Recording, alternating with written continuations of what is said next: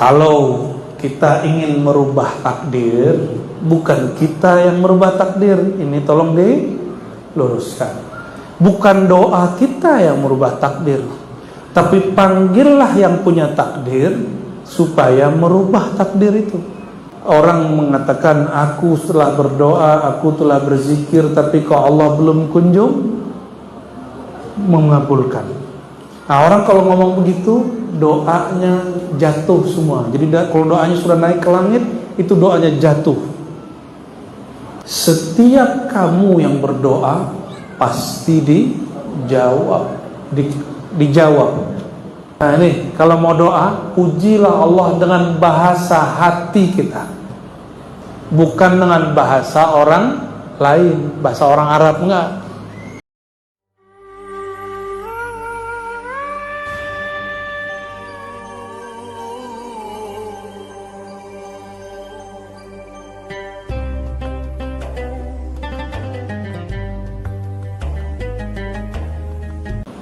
Pada waktu duha ini saya mau bacakan satu hadis diriwayatkan oleh Imam Bukhari dan Muslim, dan ini dinukil dengan sanadnya oleh Imam Sidi Ahmad Rifai dalam kitab Ahli Tahqiq, Halatu Ahli Tahqiq, dari Sayyidina Abi Hurairah radhiyallahu taala anhu, qala Rasulullah sallallahu alaihi wasallam, Nabi sallallahu alaihi wasallam bersabda, yustajabu li ahadikum ma lam ya'jal. Yaqulu da'autu falam yastajib li. Ini versi Sidi Ahmad Rifai. Kalau di Sahih Bukhari Muslim ada tambahan, qila wa mal ajal ya Rasulullah, faqala ay yaqula al-'abdu da'autu Allah wa lam yujib li. Jadi Nabi bersabda, yustajabu li ahadikum, setiap kamu yang berdoa pasti dijawab. Dijawab. Doa itu artinya memanggil. Kalau kamu memanggil, menyeru, pasti tolong diluruskan, apa arti doa? Coba kalau berdoa nyebutnya gimana? Ya Allah. Ya Allah itu memanggil atau ngapain? Jadi beda doa dengan zikir secara spesifik. Doa itu bagian dari zikir, tapi zikir secara spesifik cukup menyebut Allah, Allah, la ilaha illallah, itu zikir, subhanallahu. Tapi kalau doa manggil, ya Allah, ada ya. Ya, nah, itu di depannya ada ya, tapi tidak dibaca. Rabbi, itu di depannya ada ya, tapi tidak dibaca. Ya-nya di dalam hati. Wahai Tuhanku. Jika ada hamba memanggil Allah, apa kata Nabi sallallahu alaihi wasallam? Yustajabu li ahadikum, pasti Allah jawab. Jadi kalau doa dijawab pasti. Tapi permintaannya diberi belum pasti di waktu itu. Dia pasti diberi, tapi bukan di waktu yang dimau hamba. Kira-kira gimana Bapak Ibu? Ini saya buat proposal ngasih ke Pak Sekcam.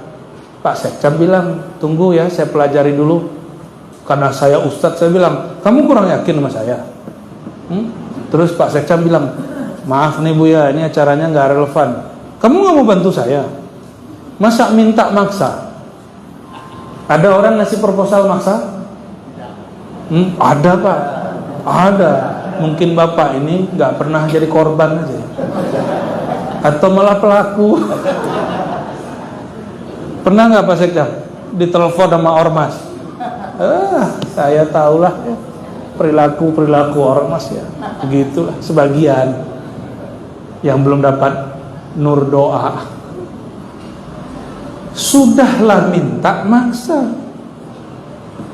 Yang paling repot ustadz buat maulid, buat kajian, ngasih proposal ke kawannya, jamaahnya kurang beruntung, rezeki sedang seret, lalu tidak ngasih.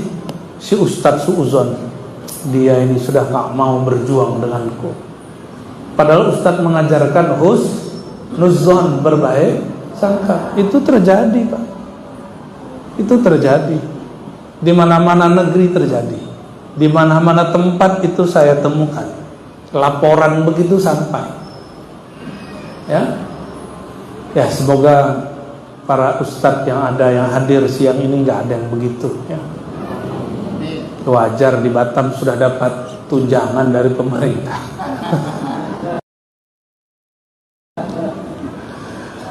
Allahumma sholli ala sayyidina. Jika kepada makhluk tidak boleh maksa, apalagi kepada Allah itu menjawab orang yang terpaksa, bukan menjawab orang yang suka maksa-maksa. Itu sebabnya tabiat orang-orang baik, muhsinin, yang suka berbagi, dia suka memberi tanpa diminta. Tapi agak berat hati memberi kalau sudah minta. Kalau Allah lain, Allah itu inginnya si hamba minta dulu. Tapi ada satu adab, malam ya'jal. Nah, ini kaidah. Semua panggilanmu, doamu, permintaanmu pasti diterima. Malam ya'jal, selama engkau tidak tergesa-gesa. Apa arti tergesa-gesa? Terburu-buru, ya Allah, aku sudah berdoa 2 tahun kok belum dijawab. Ya, ada kawan kita ngotot minta punya anak. Pas hamil, badannya nggak bisa gerak, harus minum ini, harus terapi ini. Allah tahu kalau dia hamil dia akan menyusahkan tubuhnya. Kan sekarang ada intervensi ilmu kedokteran, orang bisa dibuat hamil. Tapi ditanya lagi sama suaminya, dek masih mau nggak aku hamilin? Apa jawabannya? Nggak mas, cukup sekali mas. Karena perempuan itu biasanya kalau belum hamil merasa belum sempurna, Bu, ya. Nggak mesti begitu, ya. Jadi apa syarat panggilan kita dijawab secara utuh oleh Allah? Selama tidak tergesa-gesa. Nabi ditanya, apa itu tergesa-gesa wahai baginda? Dijawab oleh beliau, ayyaqulal abdu da'autullah da'autu rabbi walam yujibli. Orang mengatakan, aku telah berdoa, aku telah berzikir, tapi kok Allah belum kunjung mengabulkan. Nah, orang kalau ngomong begitu, doanya jatuh semua. Jadi kalau doanya sudah naik ke langit, itu doanya jatuh. Saya ini sudah, misalnya ngomong itu, sudah berkhidmat di masjid, sudah puasa 7 hari, sudah ziarah ke kuburan fulan, kok belum dikabulkan. Nah, ini kalimat-kalimat begini muncul dari hamba yang jahilun bi rabbihi, yang tidak mengenal Allah. Ingat, hamba itu ada 2, ada arifun, ada jahilun. Ada yang kenal kepada Allah, ada yang tidak kenal kepada Allah. Bapak Ibu masih mau pernah dengar ngomong begini nggak? Ada orang bicara begini? Seperti tadi. Saya belum punya. Semangat Pak, ya. Apa kata orang? Ustaz, apakah Allah dengar doaku? Ada yang nanya begitu nggak? Pasti ada yang tanya begitu. Apakah Allah tidak dengar doaku? Kok bertahun-tahun aku berdoa tidak kunjung ada? Nih, perhatikan. Kalau ada orang meyakini jika dia berbuat Allah tidak tahu, itu yang masalah akidah dia atau doa dia? Yakin dia atau bacaan-bacaan dia? Bacaannya sudah diambil ijazahnya dari Habib Fulan, Kiai Fulan, diambil ke pesantren di Jawa, diamalkan di Batam. Apa langsung dijabah? Kan belum tentu. Jadi banyaklah hari ini orang berpikir kalau dia berdoa, dia sedang ngapain? Neriak-neriakin Tuhan. Bahwa Tuhan itu belum tahu hajat dia kasih tahu Tuhan. Nah, rusak gak akidah orang ini? Orang yang mengatakan, ya Allah, aku ini perlu ini, butuh ini, ada hajat ini, tolong Engkau kabulkan. Dia berkeyakinan memberitahu Allah. Jika ada hamba berkeyakinan dia doa sedang memberitahu Allah, berarti dia lebih tahu daripada Allah. Rusak gak akidahnya? Wajar kalau doanya tidak ada yang manjur. Ya. Ini angguk-angguk apa nih? Angguk-angguk ngantuk ya. Allahumma sholli ala sayyidina. Walaupun doa itu mukhul ibadah, ada hadisnya begitu, ad-doa mukhul, benar ya? Hadis Ibnu Majah, hadis Tabarani, hadisnya sahih dalam kitab ad-doa. Imam Tabarani mengatakan Nabi bersabda, ad-doa mukhul ibadah.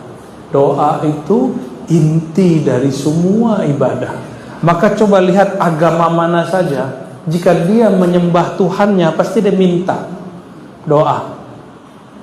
Kita sholat pasti doa. Pembukaan iftitah itu kan tidak hanya wajah tuh, kan ada doa lain. Nah. Allahumma ba'id baini wa baina khataya, itu doa.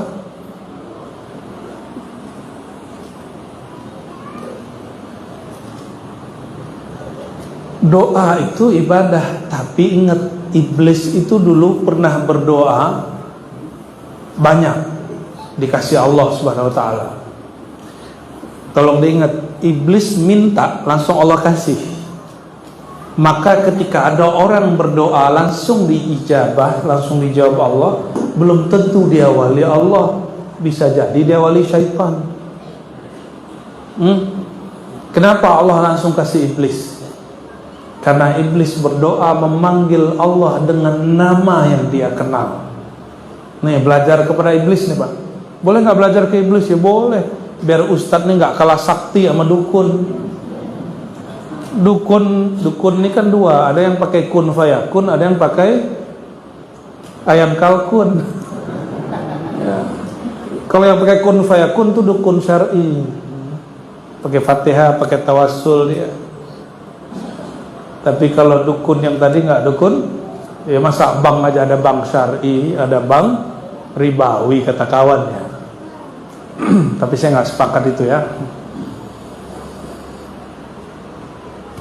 Jadi iblis itu berdoa, dia manggil nama Allah, dan iblis tuh yakin Allah pasti jawab. Nah ini ilmunya iblis. Itu sebabnya dukun-dukun, karena dia latihan batin ustadz. Ketika mereka latihan batin, ustadz banyak makan. Dukun puasa mutih kata ustadz bid'ah. Dukun melek malam hari, ustadz ngorok dan nonton tertidur pas nonton YouTube. Maka dukun hembuskan doa, doanya dikabulkan Allah, bukan berarti dia wali, tapi karena dia tahu cara berdoa. Sedangkan ustadz dimintakan air putihnya tidak bekerja. Kenapa? Ustadz kurang latihan. Jadi yakin itu mesti diasah. Yakin sudah ada di sini, tapi ketumpuk-tumpuk dosa. Jadi dia harus dibersih-bersihkan lagi. Itulah gunanya namanya riyadhah dan mujahadah. Jadi kalau orang nanya, bagaimana supaya memunculkan yakin di dalam diri? Orang mau nulis aja latihan sekolah, masa tidak ada sekolah doa? Nggak ada kan sekolah doa? Ada sekolah doa nggak? Nggak ada Pak. Hatta majelis tarekat aja kadang nggak ngajarin cara berdoa dengan tepat. Lupa gurunya, sehingga muridnya kemudian kecewa dan pergi ganti tarekat baru lagi. Nah, oleh karena itu, kalau kita ingin merubah takdir, bukan kita yang merubah takdir. Ini tolong diluruskan. Bukan doa kita yang merubah takdir, tapi panggillah yang punya takdir supaya merubah takdir itu. Gitu ya, mungkin nggak? Tapi takdir itu berubah Bapak Ibu. Itu ada yang tahunan, seperti dalam hadis Imam Abu Daud, setiap bulan Sya'ban Allah turunkan ketetapan takdir tahunan. Jadi bulan Sya'ban kemarin itu ayahanda mertua saya sudah ditakdirkan meninggal di bulan Safar ini. Bolehkah digeser? Bisa. Yang bisa menggeser takdir, takdir itu kayak undang-undang Bapak Ibu. Undang-undang diturunkan jadi timeline bekerjanya para pemimpin. Itu boleh diubah, dirapatkan dulu di majelis dewan. Ya, mungkin nggak? Bedanya Allah itu ngatur alam bukan dengan sistem demokrasi, jadi nggak perlu pakai DPR, nggak perlu pakai Dewan Perwakilan Rakyat. Allah itu ngatur alam dan Dia menyebut dirinya Malikul Mulk, raja di raja. Paham kalau raja? Raja tidak perlu, di Saudi itu raja tidak perlu berkomunikasi, konsultasi dengan wakil rakyat. Kenapa? Di Saudi ada wakil rakyatnya. Yang sudah umroh haji di Saudi ada wakil rakyat nggak Bapak Ibu? Benar nih, kayaknya kurang yakin. IPS-nya nilainya 4 ini. Saudi itu negara monarki, kerajaan murni. Kalau Malaysia, Singapura, walaupun di Malaysia ada kerajaan, kesultanan, tapi sistem pemerintahannya beda dengan kepala negara. Kepala negaranya sultan, tapi pemerintahannya perdana menteri. Kalau Saudi enggak. Saudi itu enggak ada pemilu, enggak ada pemilihan umum. Makanya negaranya bisa kaya Pak. Sekolah tuh bisa digratiskan, obat tuh bisa digratiskan. Kita bayar BPJS berapa nih Bapak bayar BPJS? Ya, duitnya habis untuk ngurusin pemilu. Seandainya tidak ada pemilu di Indonesia, itu orang-orang yang sengsara gak kerja itu duduk aja di rumah, duit masuk setiap bulan. Tapi apa boleh buat? Kita ini sok-sok ikut negara barat, tapi yang dia ambil yang susahnya aja. Tapi ya sudahlah, inilah takdir. Harus ridho kepada Allah. Ini contoh nih, di Singapura nih Tuhan, kalau ada orang demonstrasi, demo, mengganggu pergerakan keamanan ekonomi, polis langsung turun, ambil orang, benar nggak? Di Indonesia, polisi turun, digebukin orang. Kasihan Pak polisi ini ya. Mukul nggak boleh, dipukul boleh, kan lucu. Saya kadang-kadang kasihan kalau ketemu beliau-beliau itu ya. Benar nggak Pak? Mukul nggak boleh. Kalau polisi mukul masyarakat disebut tirani, zolim. Tapi kalau dipukul disebut mencari keadilan. Yang bikin, yang membuat keputusan bukan mereka, yang rugi ya. Tapi ya salah Bapak, kenapa daftar jadi polisi? Ya tugasnya mengamankan kebijakan-kebijakan negara ya. Saya cuma berdoa semoga yang demo dan yang didemo dan yang menjaga demo Allah jaga hatinya. Amin ya rabbal alamin. Kita baru demo ya kemarin ya. Ini ada ustadz yang demo gak? Berarti dompetnya sudah aman.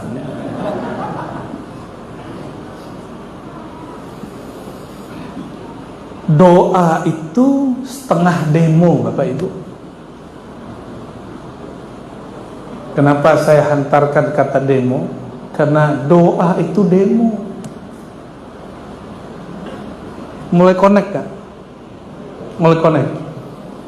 Makanya kalau orang berdoa berjamaah, itu demonya rame, muncul ke atas itu rame. Masih ingat satu hadis yang sahih, Sayyidina Jibril melapor, ya Allah, si fulan sudah menangis-nangis berdoa kepada engkau. Apa kata Allah tabaraka wa taala? Da'hu ya Jibril fa inni uhibbu sauta. Biarkan dia wahai Jibril, aku suka keluhan-keluhan suaranya. Allah itu suka kalau ada orang manja kepadanya. Nih coba, jangan salah arti loh ya. Ibu-ibu, bapak-bapak punya anak kecil nggak? Anak kita kalau nggak minta makan sama kita, gimana? Pusing nggak kita? Ya, kata orang Melayu lama, pening ya.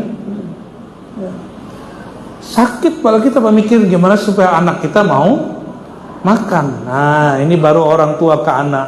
Kalau si hamba sudah gak mikirin makan, maka Allah sendiri yang hantarkan makan kepada dia. Karena Allah lebih perhatian kepada hamba melebihi orang tua kepada anak. Apalagi si anak sudah berani minta makan. Ibu-ibu kalau anaknya, babynya, bayinya minta makan, seneng gak? Senang. Paham? Itu yang disebut rahimiyah. Maka ibu-ibu ini punya rahim tapi gak ada iya-nya. Allah rahim, ada iya, panjang. Allah itu lebih suka lagi mendengarkan hamba bermanja-manja kepada Allah subhanahu wa ta'ala. Kita melihat anak nih Bapak Ibu main, tapi dia nggak punya mainan, temannya punya mainan, sedih nggak? Kita beliin walaupun dia nggak minta. Ketika anak ini pakai mainannya, kita bangga nggak? Tapi dibeliin mainan, anaknya nggak pakai, marah nggak? Kemarin dibeliin nggak dipakai, udah nggak usah beli lagi, kan gitu. Makanya Allah, innallaha yuhibbu ayyara athara ni'matihi ala abdihi. Hadis Imam Tirmizi itu ada yang begitu. Allah suka melihat si hamba memakai nikmatnya. Jadi ustaz-ustaz ini kalau ada rezeki beli mobil yang bagus, Ustaz, ya. Bukan supaya amplopnya tebal, itu salah. Tapi supaya apa? Supaya Allah lihat kita memakai nikmatnya. Jadi nikmat itu bukan yang terkumpul dalam rekening, nikmat itu yang dipakai di badan. Pakai baju yang bagus, ya. Sarungnya sarung yang bagus. Kopiahnya jangan sampai yang sudah kuning-kuning gitu Bapak Ibu ya. Yang bagus. Jadi orang Islam kalau kenal Allah, dia mesti memahami bahwa Allah itu suka melihat orang itu punya style, punya gaya. Ya. Sebenarnya ustaz-ustaz ini nggak perlu diajarin juga. Guru-guru ngaji ini sudah tahu, cuma kadang lupa. Karena jamaahnya banyak, kadang-kadang sarungnya belum beres, langsung keluar. Kadang-kadang bajunya ada motifnya, Pak. Itu bukan motif apa-apa, tapi belum disetrika. Imam Syafi'i tidak mau mengajar kalau bajunya tidak rapi. Imam Syafi'i tidak mau berangkat kalau kendaraannya tidak bersih. Maka adalah seorang ulama di Mesir sana, kata beliau, orang tuh nggak tahu apa yang kau makan di belakang pintu di dalam rumahmu. Yang orang tahu bajumu, penampilanmu bagaimana.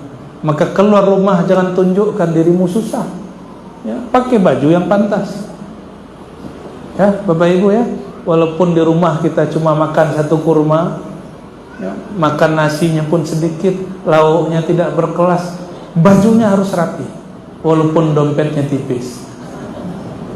Allahumma sholli ala sayyidina Muhammad.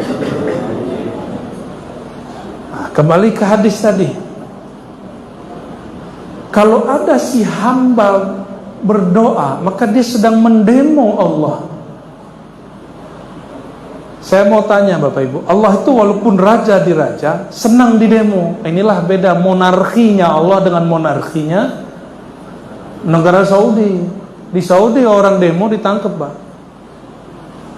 Ya, ada yang ngeritik orang Turki, ngeritik kerajaan Saudi, itu hilang, nggak tahu kemana jasadnya. Ya, sampai sekarang itu jadi berita trending 6 bulan. Di Indonesia, Rocky Gerung ngeritik pemerintah, gimana? Justru dia menikmati kebebasan itu. Karena Rocky Gerung itu ngerti negeri kita ini bebas, maka dihajar aja presiden. Benar nggak? Karena dia tahu ini nikmat berbicara itu, maka dia mainkan aja kata-katanya. Dia tahu presiden nggak akan balas. Dia tahu, Pak, kalau dia tahu dia akan dipenjarakan, dia nggak akan mau gitu. Kan dia memperhatikan keselamatan dirinya juga. Nah, orang yang berdoa itu mirip berdemo kepada Allah. Ini mohon maaf, para penguasa ini kan dititipkan sifat kudrat iradat Allah dalam diri dia. Makanya ketika di demo, nggak seneng kalau di demo kecuali dengan cara yang santun. Nggak seneng kalau orang kemudian demo itu tergesa-gesa seperti ini. Malam ya'jal, selama dia mendemo Allah tidak tergesa-gesa. Benar nggak? Maka saya ngajak kalau doa jangan barbar. Allah nggak suka. Kalaupun dikasih atau Allah nggak ridho, udah kasih aja. Itu Allah nggak ridho. Tapi kalau Allah ridho dikasih itu berkah. Maka saya berharap pemerintah mau memahami aspirasi rakyat. Tapi yang demo rakyat ini tahu adab juga kepada Allah Subhanahu wa Ta'ala dan para pemimpin. Ada satu riwayat, meskipun ini tidak dianggap sahih oleh Imam Bukhari, tapi dinukil oleh Imam Tirmizi, murid Imam Bukhari, bahwa sultan itu adalah zillullah, bayang-bayang Tuhan. Siapa yang menghina pemimpin, sultan menghina Allah, itu hati-hati. Makanya saya walaupun kritik pemerintah, tapi saya ngeritiknya biasanya langsung, Pak. Nggak di majelis begini. Saya kalau mengkritik saya langsung ngomong. Kenapa? Bapak mau nggak disindir depan umum? Senang nggak disindir di depan orang? Nggak mau kan?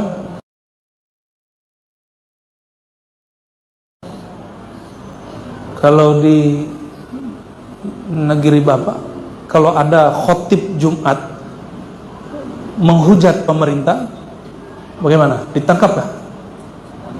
Dicoret. Hak otoritas dia dicoret. Di Indonesia, ustadz-ustadz bebas berceramah. Bebas, Pak, ceramah ya? Bebas. Sampai sekarang nggak ada tuh yang betul-betul diurus ya. Nah, jadi jika kita mendemo Allah, Nabi mengatakan dijawab semua permohonanmu malam ya'jal. Nah, ini turunkan ini ke dalam kehidupan kita sehari-hari. Bapak Ibu punya anak, lalu mintanya ngotot sekarang. Apa bahasa orang Batam itu?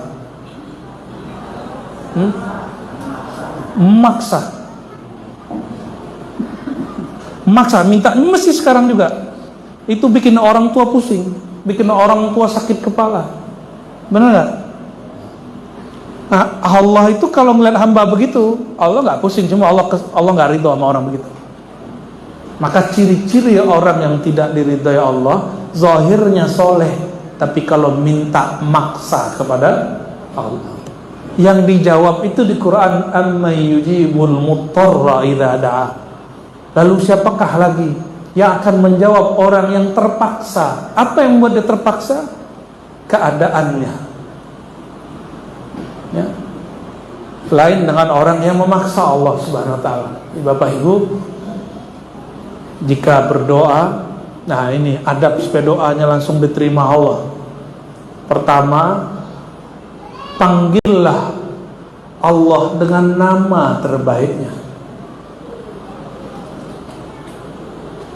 Karena dulu iblis Allah kekalkan hidupnya karena berdoa dengan nama. Adam mau makan buah larangan itu karena iblis jual nama Allah. Sayyidina Abdullah ibn Umar mau memberikan serban daripada ayahandanya itu karena yang minta orang Badui kurang punya adab, minta langsung. Tapi karena dia mengatakan billah, dengan nama Allah saya suka serbanmu, tolong kasih. Sayyidina Abdullah bin Umar kasih juga. Karena orang ini minta dengan nama Allah. Jadi ini yang pertama Pak, minta dengan nama Allah. Maka ada yang disebut al-ismul a'zam, nama yang agung. Jika orang berdoa dengan nama itu pasti dijawab. Bapak kalau di jalan dipanggil, woi, nyaut nggak? Woi, nyaut nggak? Enggak kan? Ya, marah nggak? Marah kita. Tapi kalau dipanggil namanya, maaf Pak, namanya siapa? Pak Denny. Pak Denny, pasti noleh, benar nggak? Walaupun Denny yang dipanggil Denny yang muda, satu lagi ada Denny juga, pasti menoleh karena dipanggil dengan nama kecilnya ada nggak Pak? Nama kecilnya ada nggak? Bukan Den. Apabila kita dipanggil dengan nama, kita senang. Bapak punya Facebook Pak ya, lalu ada orang muji-muji Bapak dan foto dia posting, bertemu kawan lama yang baik hati, Bro Denny. Senang nggak Pak? Senang. Dipuji orang senang. Itu sifat Allah yang Allah pantulkan kepada kita. Maka cara kedua supaya doa itu langsung jebol, bisa mempengaruhi takdir, puji-pujilah Allah.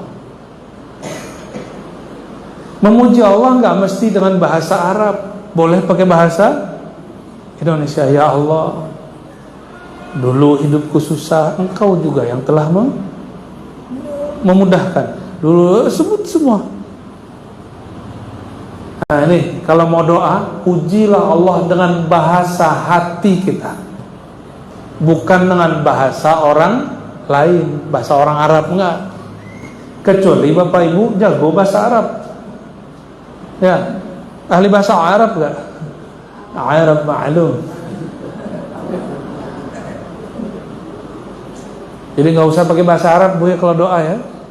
Cukup nama Allah dipanggil pakai bahasa Arab, habis itu puji Allah dengan bahasa hati kita.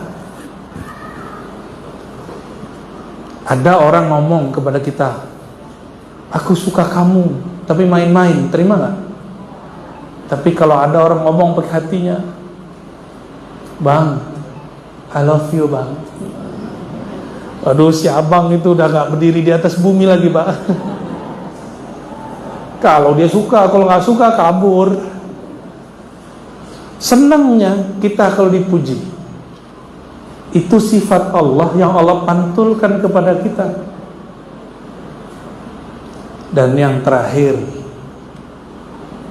mintalah apa yang engkau mau, tapi jangan memaksa. Jadi jangan kenapa? Dijelaskan oleh Ibnu Athaillah ini sebagai penutup. Kullu da'watin mustajabah. Semua doa itu dijawab. Tetapi di waktu yang dia mau, bukan di waktu yang berdoa mau. Pada hal yang Allah mau pilihkan, bukan pada hal-hal yang si yang berdoa pilihkan. Anak kita waktu kecil mintanya macam-macam. Semua yang dia minta kita pilihkan sesuai permintaan dia.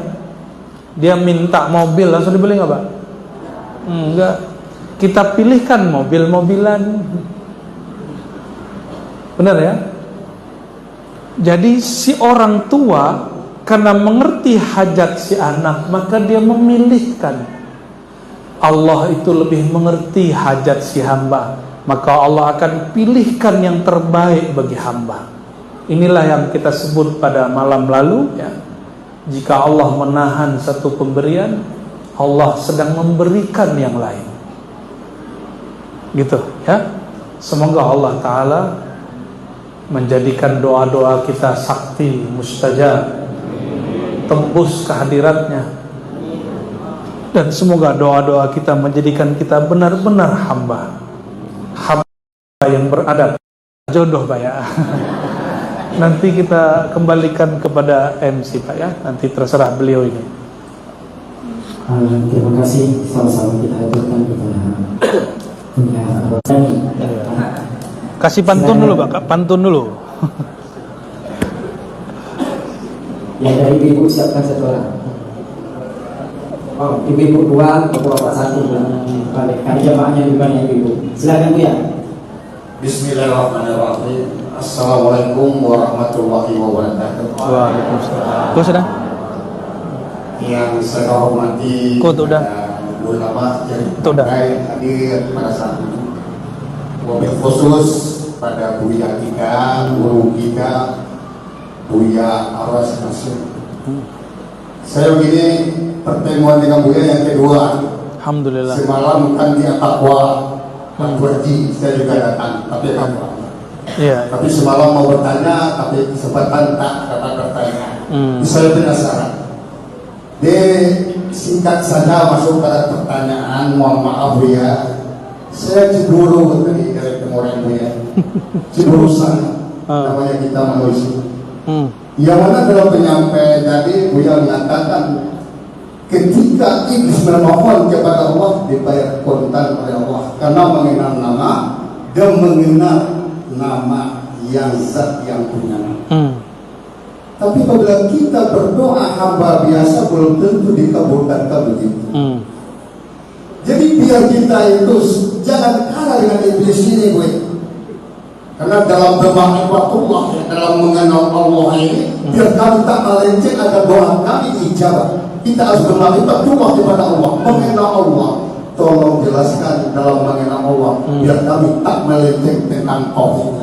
Sebab kalau tentang ini tak dulu tentang ma'rifatullah, melenceng boleh salah penyebaran kita kepada Allah. Untuk itu mohon izin. Terima kasih. Assalamualaikum warahmatullahi wabarakatuh.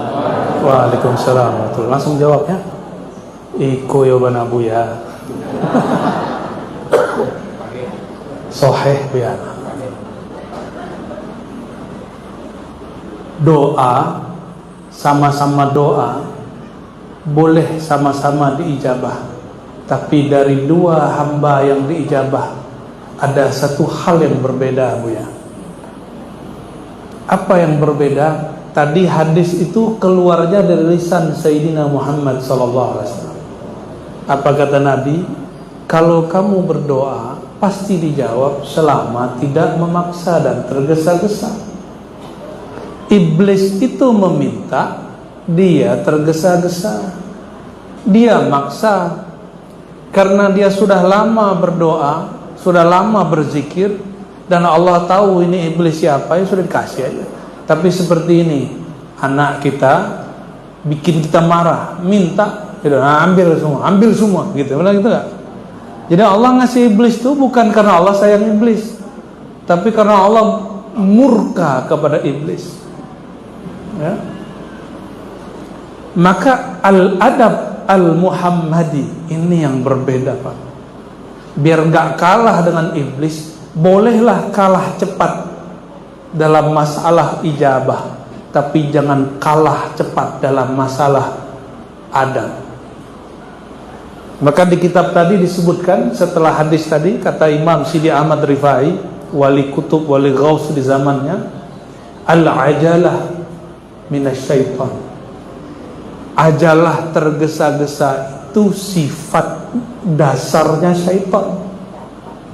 Maka syaitan berdoa, kita berdoa. Apa bedanya umat Nabi Muhammad doa dengan syaitan? Mesti beda satu hal.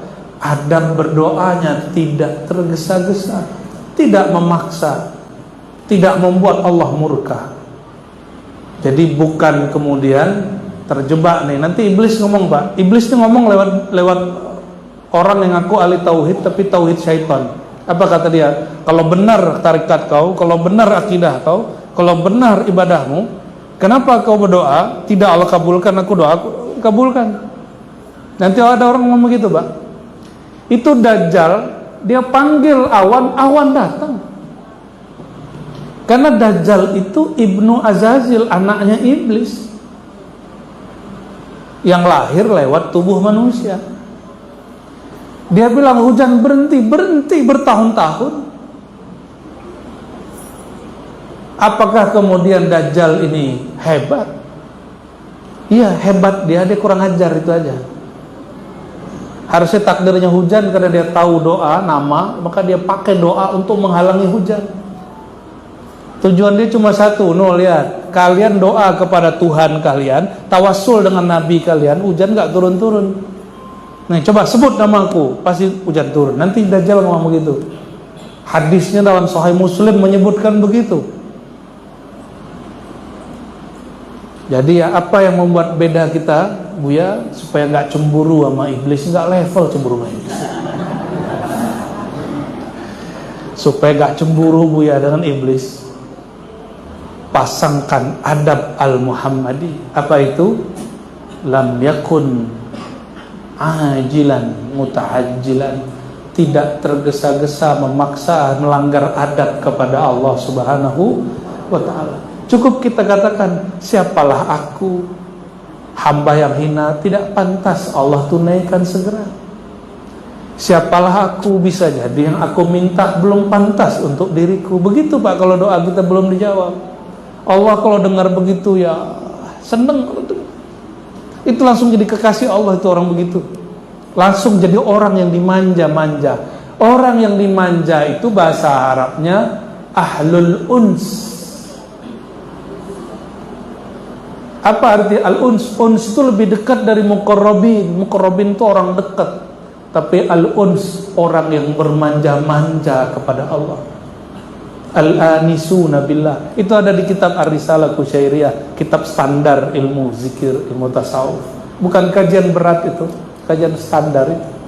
Cuma sayang umat kita kurang didewasakan dengan ilmu tasawuf. Dari dicekokin terus dengan ilmu yang zohir, halal haram, pahala, dosa, neraka, itu terus ya. Ini tugas ini Ustadz nih. Ayo mulai kita buka sisi yang lain dari ilmu-ilmu Nabi SAW yang semuanya full ada di Quran dan Sunnah dan kitab-kitab para ulama ya. Nah, dan terakhir sebelum pertanyaan dari Ibu, tadi hadis Nabi bukan? Hadis ini menjadi pilar dalam ajaran tasawuf. Oleh karenanya tidak ada tasawuf terpisah dari sunnah. Ya, tidak ada tasawuf terpisah dari Justru ahli tasawuf lah yang mengamalkan sunnah lahir dan batin, bukan lahir aja. Orang tarekat belum tentu. Tarekat masih bertengkar urusan kemursidan, masih bertengkar urusan zikir keras, zikir lembut, masih bertengkar berebutan torikot paling benar. Tapi kalau bertasawuf ujung bertorikoh, baru mereka menemukan itu ya. Semoga Allah merahmati kita semua. Masih cemburu Bu ya? Cemburu sama saya aja. Mengenal Allah ini perlu diapakan? Mengenal Allah itu gampang, lebih mudah daripada mengenal Buya. Mengenal Allah itu tidak boleh pakai akal. Maka semua yang terbayang oleh akal bukan Allah, titik. Berarti boleh nggak mikir-mikirkan Allah? Berarti yang boleh cuma dirasa aja. Gampang tuh kenal Allah. Itulah qul huwallahu mahma tawassawarta bibalik. Apapun yang kau bayangkan tentang Allah, Allah lebih mulia, lebih sempurna dari itu. Itu semudah itu bertuhan. Maka bertuhan itu nggak perlu mikir-mikir berat, cukup dengan hati yang mendalam. Itulah maksud ulama mengatakan kenal diri, kenal ilahi. Semakin kita ke dalam, semakin kita kenal. Tapi kalau kita cari keluar, apalagi ilmu ma'rifatullah dibahsul masail, kan nggak nyambung. Ilmu ma'rifatullah dizaukkan, dirasakan, bukan didebat-debatkan ya. Allahu a'lam bishawab. Siapa lagi? Satu lagi. Silvia silakan dari Ibu kalau ada. Ibu Heni, mana Ibu Heni? Ketua BKMT, mewakili Ibu kalau ada yang bertanyakan. Silakan.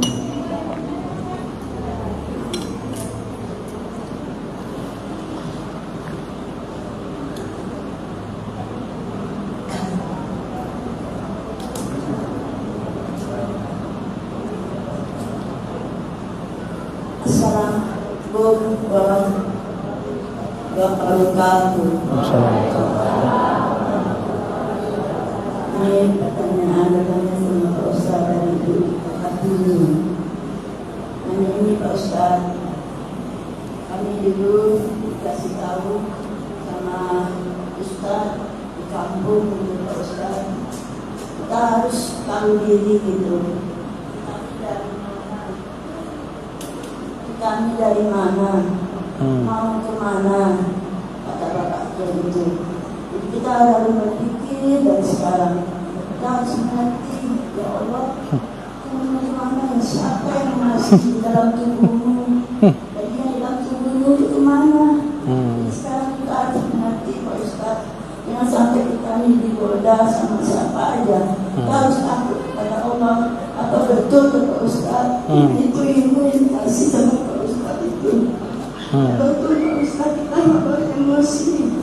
Harus sadar diri kita. Siapa kita? Apa betul Pak Ustaz? Oke, baik ya. Assalamualaikum warahmatullahi wabarakatuh. Ibu Kartini ya. Ibu Kartini lahir 21 April berarti ya. Saya Kartononya Bu. Lahirnya 21 April juga. Itu benar ya. Nggak mungkin lah Kiai mau nyesatin umat. Itu tanya beliau nih, mau nggak Ustadz nyesatin umat? Kan nggak mau kan? Ini Ustadz itu sayang semua sama ibu dan anak ibu juga. Nggak nyambung. Ya Bu ya, sayang sama ibu dan anaknya ya. Allahumma sholli ala sayyidina. Itu benar.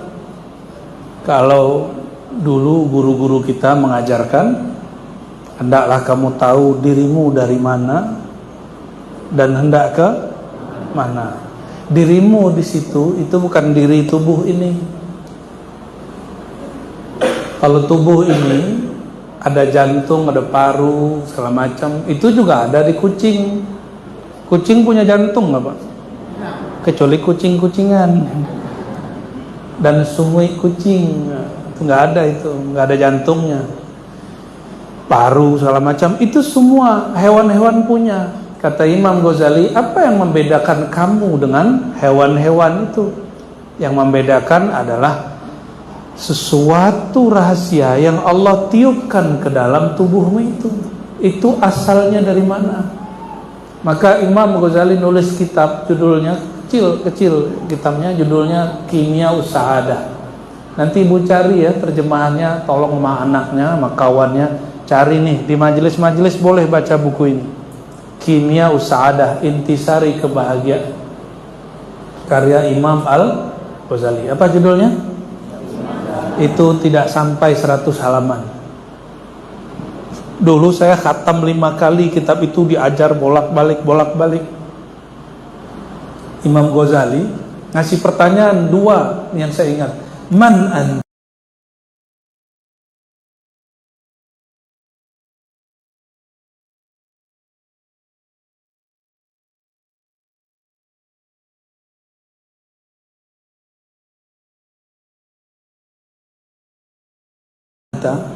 Sebenarnya kamu itu siapa? Apa kamu tubuh ini bin Fulan, lahir di negeri sana, orang Batam, KTP di Bengkong? Itu bukan, kata beliau. Itu bukan dirimu. Adalah mobil paling. Maka kalau dia rusak masuk bengkel, cuma bengkelnya beda. Kalau mobil begitu dia kan dari logam, masa masuk bengkel urusannya baut ya. Kalau jantung kita masalah masuk ke bengkel juga, dipasang ring juga Pak. Maksud kami apa? Kalau tubuh ini rusak, dia akan pulang kepada tanah. Karena asal dia dari tanah, dia pulang kepada tanah. Semua orang tahu itu. Tapi yang Allah tiupkan yang mengendarai tubuh ini, dia dari mana? Itulah yang tadi disebut inna lillahi wa inna ilaihi. Kita ini milik Allah. Jangan salah arti, kita ini bukan Allah. Ini ada ibu-ibu nanya, udah 20 tahun ikut pengajian, kita ini dari Allah. Bukan, ayatnya nggak ngomong begitu. Inna lillah, kita milik, bukan kita dari Allah. Beda. Kalau kita dari Allah berarti hakikat saya Allah dong. Berarti saya ini Allah. Berarti saya lagi mencerami Allah nih. Enggak begitu. Itu ajaran yang zindiq, yang menyimpang dari ajaran Ahlus Sunnah wal Jamaah yang diwariskan baginda Rasulullah SAW. Itu salah nerjemah bisa bahaya. Inna lillah, kita ini milik Allah, dan kembali kepemilikan itu kepada Allah. Jadi yang dimaksud kata guru kiai dulu, kau ini dari mana? Engkau dari kepemilikan Allah. Maka pulang sebelum pulang, menyadarkan diri bahwa diri ini bukan milik bumi, bukan milik Jokowi, bukan milik suami dan istri, bukan milik siapa-siapa. Ini milik Allah Rabbul Izzati. Kalau memang kita milik Allah, patuh nggak dengan yang punya? Mesti patuh. Nah, kepatuhan itu yang disebut Islam. Percaya nggak kepada yang punya? Disebut iman. Beradab nggak kepada yang punya? Disebut ihsan. Islam namanya fikih, iman namanya akidah, ihsan namanya tasawuf. Jadi supaya pulangnya enak, pulang kampung mau nggak Bapak Ibu? Mau nggak pulang kampung diundang nggak bayar? Saya sering loh Bapak Ibu pulang kampung nggak bayar. Serius, diundang malah pulang kampung. Ke Batam aja saya dibeliin pulang pergi. Tapi capek juga cara main Bapak Ibu ini ya. Pergi kemanapun dibayarin tiket, senang nggak? Kenapa begitu? Karena sudah sadar saya ini bukan milik istri saja, tapi milik jamaah. Makanya kemudian perginya pun ditanggung Allah lewat hamba-hamba Allah. Kalau sudah sadar diri ini milik Allah, dari ujung rambut sampai ujung kaki ciptaan Allah, hembusan ruh pun ruh dari Allah, maka pasti muncul kepatuhan, kepercayaan, yakin kalau doa, dan beradab. Iblis itu Bapak, dia nggak punya, dia punya rukun iman tuh dia ada, tapi dia nggak punya yang ketiga, ihsan, dia nggak punya adab. Iblis itu hamba Allah, kuat tauhid tapi kurang ajar kepada Allah yang Maha Ahad. Barangkali itu ya. Jadi nggak usah khawatir, ibu pelajari aja Islam, iman, ihsan. Cari buku Kimia Sa'adah karya Imam Ghazali. Kebetulan murid-murid saya sudah banyak nerjemah di luar, di banyak percetakan ya. Semoga Allah Ta'ala meridhoi kami yang menyampaikan kajian ini, apalagi Bapak Ibu yang hadir, para pengurus, para umara, para pemimpin, dan para umat, para rakyat. Semoga negeri kita ditambah keberkahannya oleh Allah SWT, ditambah kedamaiannya oleh Allah SWT, ditambah kesejahteraannya oleh Allah SWT. Dan semoga Allah nanti memilihkan bagi kita pemimpin yang cinta kepadanya, cinta kepada kasihnya, cinta kepada hamba-hambanya, yang mau menjalankan amanah dan adil dalam pemerintahannya. Amin ya rabbal alamin. Ala hazin ya wa likulli niyatin salihah. Al-Fatihah.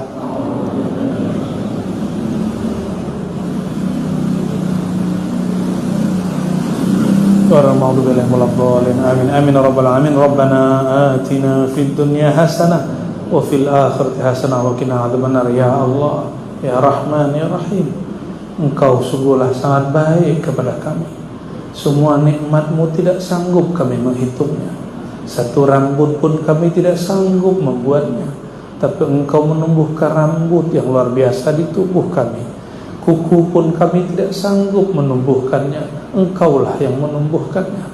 Ya Allah, zahirnya kami yang berusaha, pada hakikatnya Engkau juga yang berkekuasaan.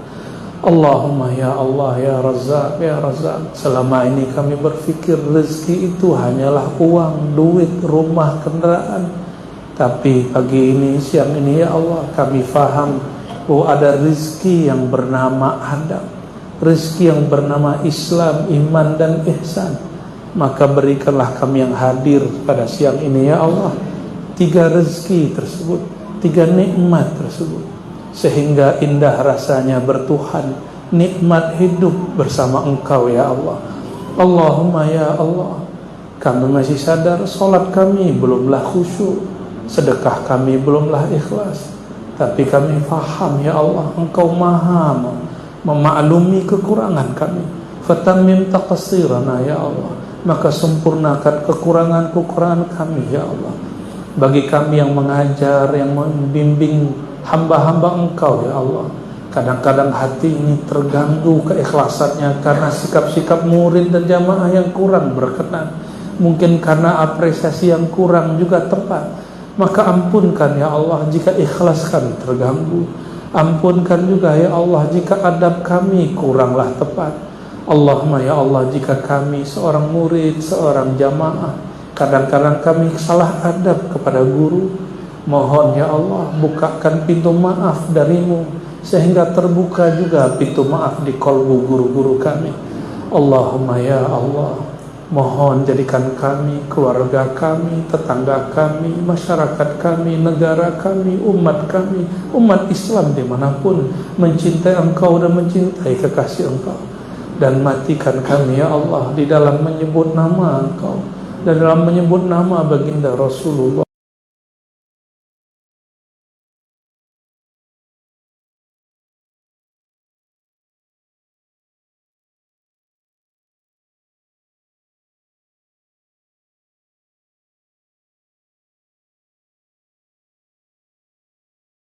SAW. Allahumma ya muqallibal qulub, ya Allah yang merubah hati, kami tidak mengenal Engkau, mohon setelah kajian ini bimbinglah hati kami menjadi mengenal Engkau. Jika tadi adab kami lebih buruk daripada iblis dan syaitan, maka pagi ini, siang ini ya Allah, bimbinglah hati kami beradab seperti adab baginda Nabi Muhammad. Memohon kebaikan di dunia, yaitu dengan mengenal Engkau, dengan mengenal Rasulullah, dan kebaikan di akhirat dengan mendapat ampunan daripada Engkau dan syafaat dari baginda Rasulullah SAW. Wa anzil barakat ala wa bihaqqi al-awliya as-salihin al-arifin, amin rabbal alamin. Subhanakallahumma wa bihamdika asyhadu an la ilaha illa anta astaghfiruka wa atubu ilaik. Mohon maaf tidak dapat salaman semua. Salam dari hati. Assalamualaikum warahmatullahi wabarakatuh.